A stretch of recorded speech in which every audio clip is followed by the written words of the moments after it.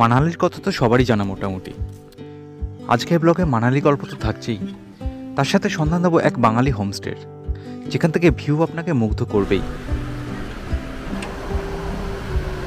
আজকের ভিডিওটা কিন্তু বেশ ইন্টারেস্টিং হতে যাচ্ছে, তাই ভিডিওটা শেষ পর্যন্ত দেখবেন, কারণ আজকের ভিডিওতে অনেক চমক থাকবে। মানালিতে আমরা এসেছিলাম কাসল থেকে মানালির ডিস্টেন্স 80 কিলোমিটার। এছাড়া দিল্লি এবং চণ্ডীগড় থেকেও মানালি ওয়েল কানেক্টেড। চণ্ডীগড় থেকে মোটামুটি 6 থেকে 7 ঘন্টার মধ্যেই পৌঁছে যাওয়া যায় মানালিতে। এছাড়া দিল্লি থেকে ডাইরেক্ট ওভারনাইট বাসও আছে, সেখান থেকেও চলে আসতে পারেন মানালি। রাস্তা যেতে যেতে বিয়াস নদীর ওপরে এই ব্রিজটা দেখে নেমে পড়লাম। এখান থেকে ভিউ সত্যি অসাধারণ।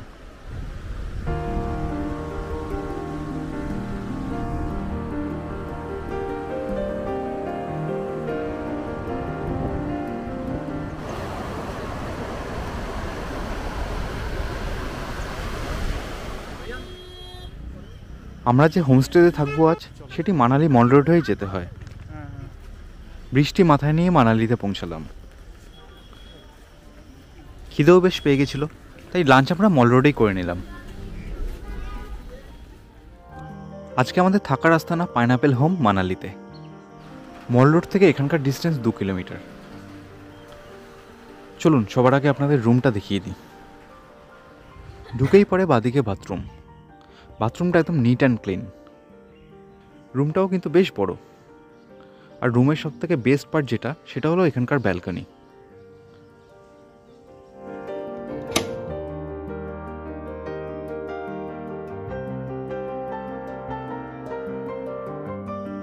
ব্যালকনি থেকে ভিউটা জাস্ট অসাধারণ।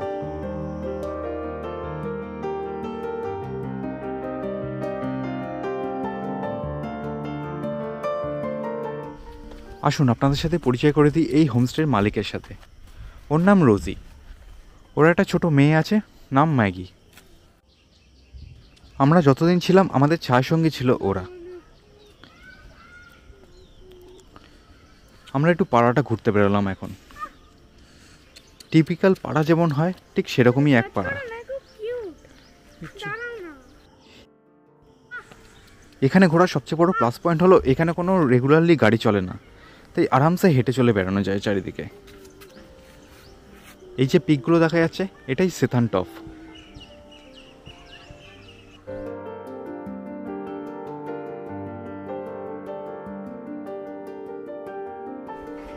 প্রচুর আপেল বাগান আছে এখানে, আর ভিউ সত্যি একদম ব্রেথ টেকিং।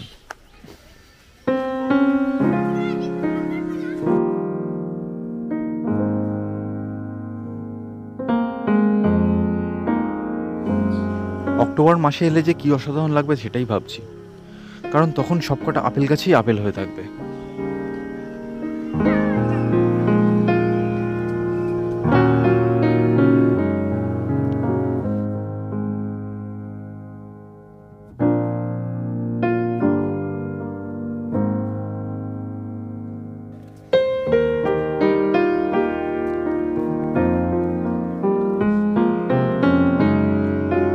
এই রাস্তায় আপনারা কোনো গাড়ি ঘোড়া, কোনো দোকান কিচ্ছু পাবেন না, সামনে শুধুই ভিউ। তাই এখানে হাঁটতে কিন্তু সত্যি দারুণ লাগবে।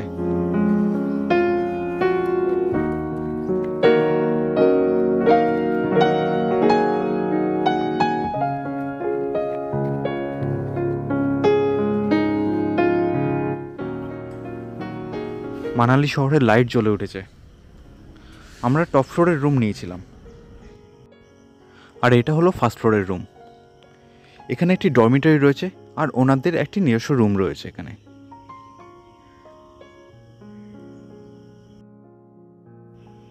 আমরা যে রুমটাতে ছিলাম সেটির ট্যারিফ ছিল 1500 টাকা। ফোন নাম্বারটা আমি শেয়ার করে দিলাম, আপনাদের পছন্দ মতো আপনারা ফোন করে এখানে বুক করতে পারেন। এখানে 2 বেড ছাড়াও 4 বেডের রুমও আছে। বড় গ্রুপে এলে এই জায়গাটা কিন্তু বেশ ভালো আড্ডা মারা যায়। সন্ধ্যেটা আমাদের কাটলো রোজির সাথে খেলেই।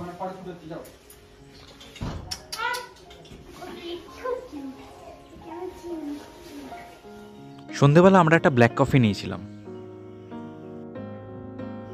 এরপর ডিনারে ছিল একদম বাঙালি মেনু, ভাত, ডাল, ডিমের ঝোল, রুটি, পাঁপড় ভাজা, স্যালাড আর বাঁধাকপির তরকারি। কুক যেহেতু বাঙালি, তাই একদম বাঙালি স্টাইলের খাবার পাবেন এখানে।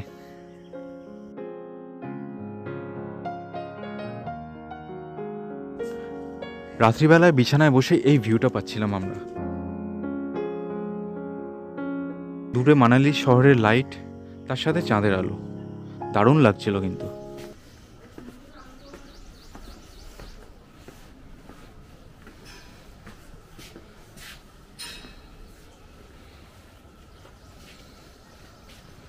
একদম রোদ ঝলমলে মন ভালো করা সকাল আজ।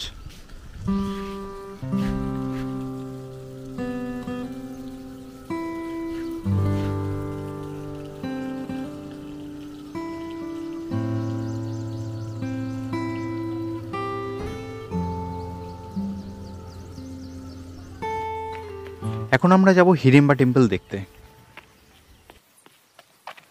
হিড়িম্বা টেম্পল এখান থেকে 20 থেকে 30 মিনিট মতো লাগে হেঁটে।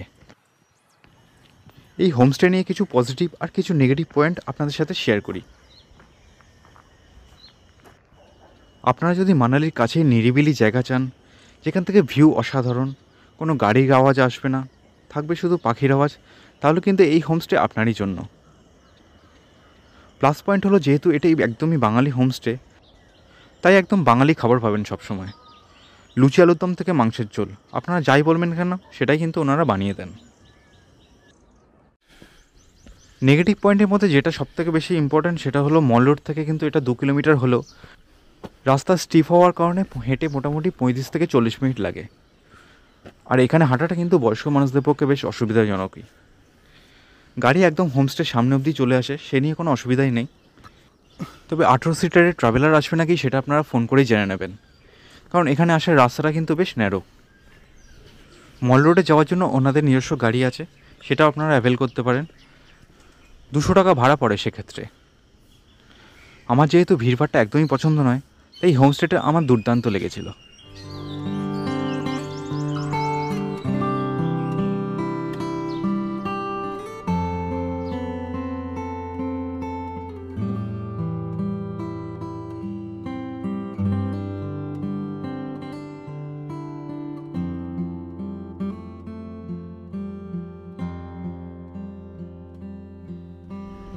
চলে এলাম একদম হিড়িম্বা টেম্পলের সামনে। আমরা আগে থেকেই জানতাম গাছ পড়ে হিড়িম্বা টেম্পল বন্ধ, তাও রাস্তাটা কেমন সেটা দেখার জন্যই এখানে এলাম। পাশেই রয়েছে ঘটোৎকচ মন্দির, সেটা আমরা দেখে নিলাম।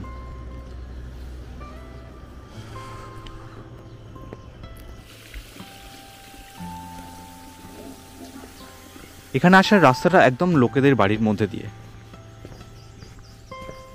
তাই হিড়িম্বা মন্দিরে আসতে এলে আপনারা কিন্তু লোকাল লোকেদের সাহায্য নিয়ে তবেই আসবেন।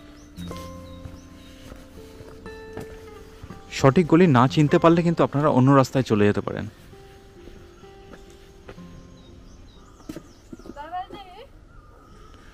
একদম পাড়ার মধ্যে দিয়ে রাস্তায় এখানে আসতে কিন্তু বেশ ভালো লাগছিল।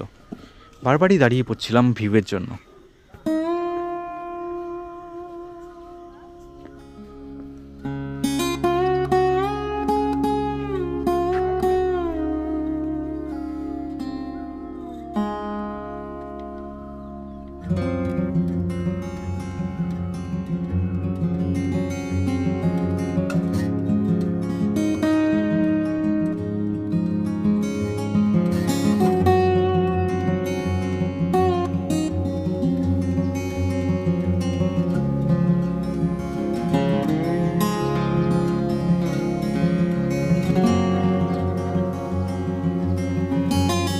হোমস্টে থেকে হিড়িম্বা টেম্পল ঘুরে তারপরে ফিরে আসতে কিন্তু মোটামুটি 2 থেকে 2.5 ঘন্টা লেগে যায়। সেই টাইমটা হাতে নিয়েই বেরোবেন আপনারা। মানালিতে যে কটা সাইট সিন রয়েছে তার মধ্যে রয়েছে মল রোডের উপরে বনবিহার। চারিদিকে পাইন ফরেস্টে ঘেরা এই পার্কটা কিন্তু খারাপ নয়, তবে এন্ট্রি ফি আমার বেশ অনেকটাই বেশি লেগেছিল। 50 টাকা পার পার্সন নিয়েছিল এখানে ঢুকতে।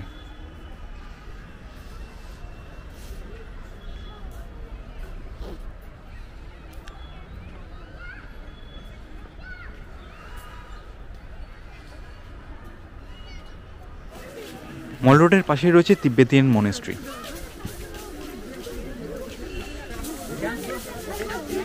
এখানকার লোকেশন আর চারিপাশের পরিবেশ বেশ ভালো লেগেছিল আমার।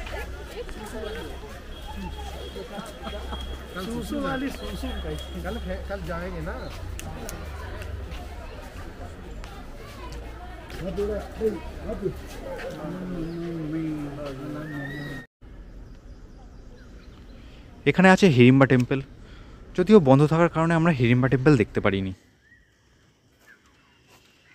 এছাড়া ক্লাব হাউস মানালিতেও যেতে পারেন আপনারা। শেষে বলি, মল রোডে না গেলে কিন্তু মানালি হলো একদম অসম্পূর্ণ হয়ে থাকে।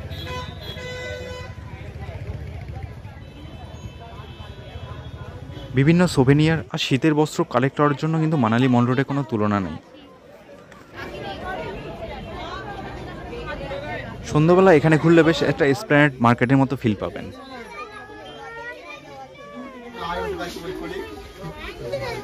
এখানে এলে অবশ্যই ট্রাই করবেন লোকাল খাবার সিদ্ধ।